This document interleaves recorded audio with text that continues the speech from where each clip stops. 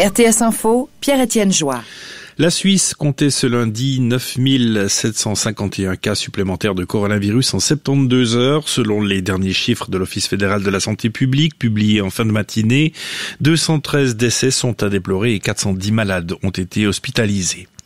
En 2018, les ménages suisses pouvaient épargner en moyenne 1589 francs par mois.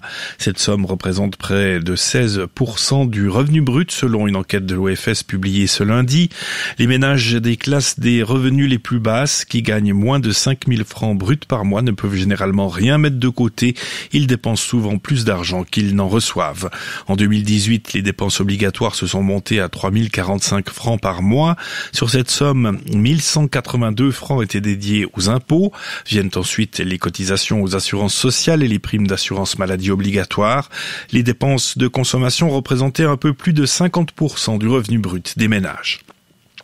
Les médecins suisses seront orientés à l'avenir dans leur choix de formation selon les besoins de la population. C'est l'objectif d'un nouvel outil lancé aujourd'hui par les cantons romans.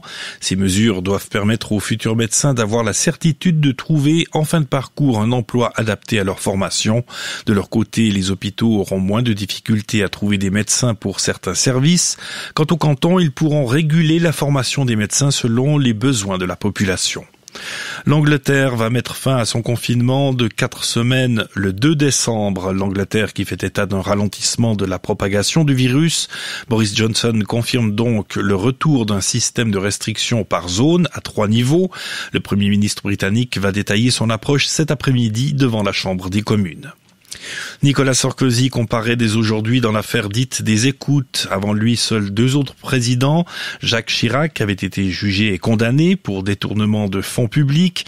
Mais Nicolas Sarkozy est le premier chef d'État accusé de corruption. Le procès doit durer 3 semaines. Un autre procès l'attend au printemps, celui de l'affaire Pygmalion sur ses frais de campagne pour l'élection présidentielle de 2012. Danse, le prix de Lausanne s'adapte. La fondation en faveur de l'art chorégraphique a dû revoir la forme de son événement principal. Son édition 2021 se déroulera exceptionnellement par vidéo du 31 janvier au 7 février. Seuls les 9 membres du jury seront présents sur place en Suisse. Ces changements sont dus à la situation sanitaire et les restrictions en vigueur. Football, la commission d'éthique de la FIFA a suspendu pour 5 ans le président de la Confédération africaine Hamad Hamad. Elle lui inflige de surcroît 200 000 francs d'amende, notamment pour détournement de fonds. Le dirigeant malgache de 60 ans est à la tête du football africain depuis mars 2017. Candidat à un 2e mandat, il avait été par ailleurs placé en garde à vue pour des soupçons de corruption en juin 2019 à Paris. La Chine enverra demain matin vers la Lune une sonde destinée à collecter des roches lunaires. Cela n'avait plus été fait depuis la mission inhabitée Luna 24, menée avec succès par l'ex-URSS en 1976. Cette mission constitue la nouvelle étape de l'ambitieux programme spatial chinois. La Chine avait frappé un grand coup début 2019 en faisant atterrir un engin sur la face cachée de la Lune, une première mondiale. Météo, le temps sera bien ensoleillé aujourd'hui malgré des nuages d'altitude parfois denses, notamment sur le nord du pays. Température pas plus de 7 degrés dans la journée. Demain, du brouillard le matin avec une limite supérieure vers 900 mètres.